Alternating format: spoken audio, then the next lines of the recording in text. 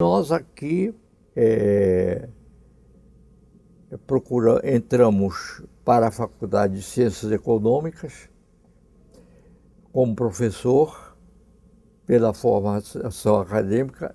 Ainda também era uma escola particular, isolada, não havia ainda universidade.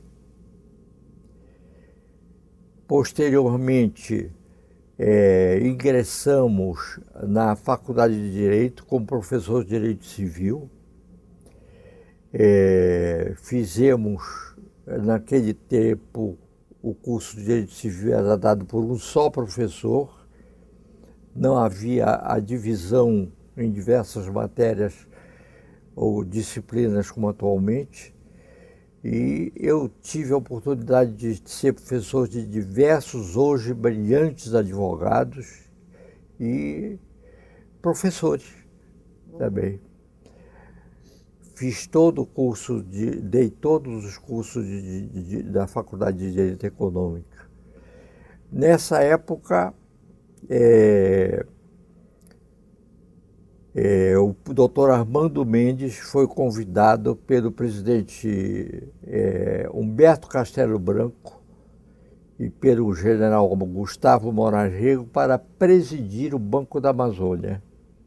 Ainda não havia universidade. Quando ele convidou o Armando Mendes? Foi ele que convidou. O presidente? O presidente Castelo Branco, que foi o comandante da região aqui. Tá. Convidou o Armando para presidente do Banco da Amazônia. E o Armando me convidou para diretor eu era advogado do Banco da Amazônia nessa altura, tinha evoluído na carreira do Banco da Amazônia depois do concurso, era advogado do banco e ele me convidou para diretor de crédito geral do banco. Foi no meio dessa gestão no Banco da Amazônia que eu tive a minha primeira opção política.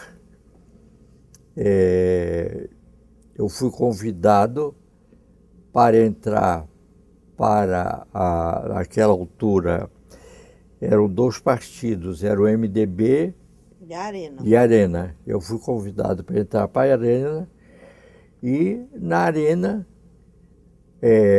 numa ala praticamente de discordância com o coronel Jarbas Passarinho, nós tínhamos um grupo que não era nós éramos amigos, o coronel e eu, mas nós tínhamos uma linha de ação própria, talvez não tanto militar, mais independente, menos militarizada, vamos dizer assim. Mas assim, de crítica já a algumas ações do regime. Já com críticas a algumas ações do regime.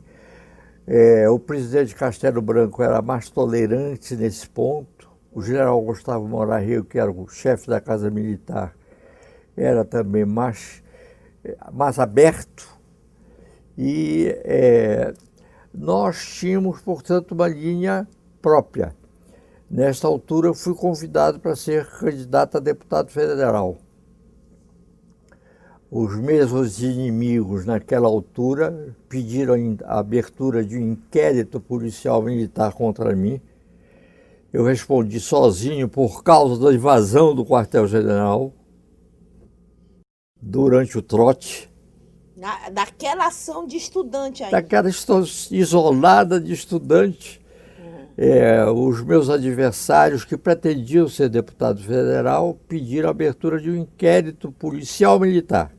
Quem foi? O senhor podia nominá-los? Porque é documento oficial hoje, né? Eu acredito que tenha sido o pretendente a deputado federal Flávio Moreira, né? Que tinha uma linha política muito dura. Eu preferia não citar muitos nomes nessa área política, mas Ele era mais próximo do porque ele passarinho. voltou durante a minha cassação a insistir na minha cassação, então ele era um adversário pessoal, né? Era radical e eu respondi ao inquérito, foi nomeado um coronel para presidir o inquérito, contra mim, só contra mim, para, já àquela altura, antes, portanto, de se radicalizar as posições revolucionárias, eu ser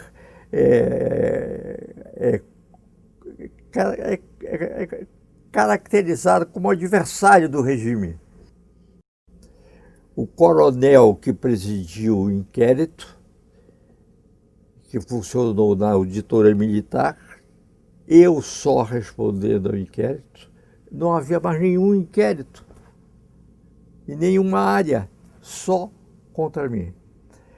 Ele mandou arquivar o inquérito por absoluta improcedência, porque as minhas posições políticas sempre foram pelo direito, pela lei, pela justiça, mas nunca pela anarquia, pelo tumulto e pela desordem.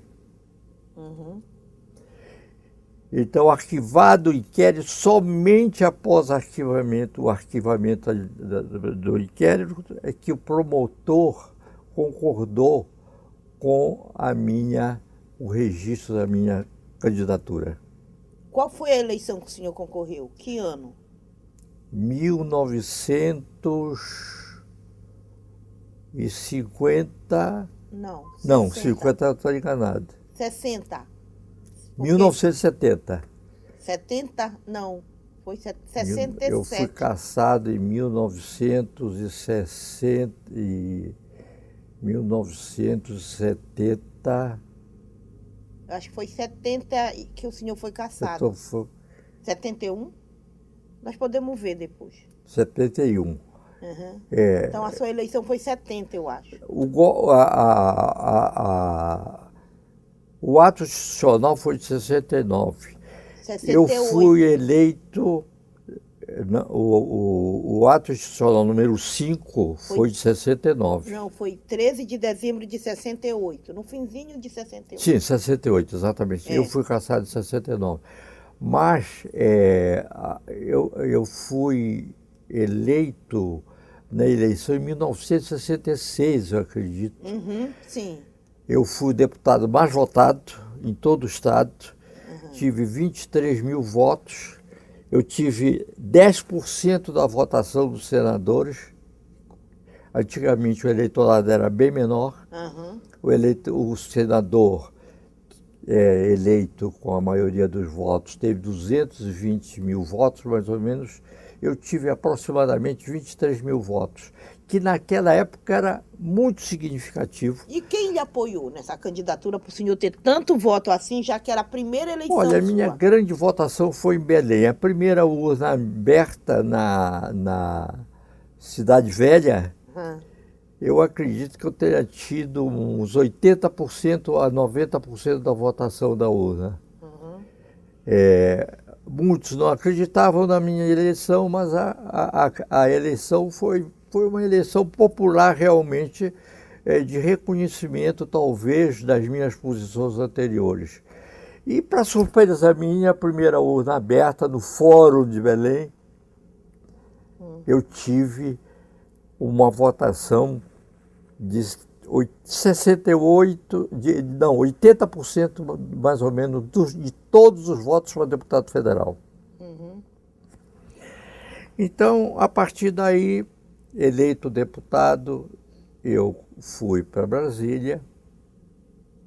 Eu não sei se tem algum fato mais relevante que eu tenho, a minha memória falhe no momento.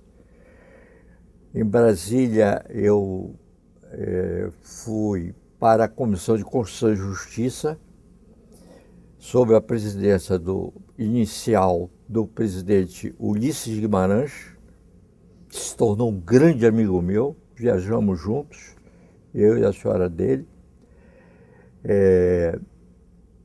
e depois o presidente Djalma Marinho, que era o deputado do Rio Grande do Norte.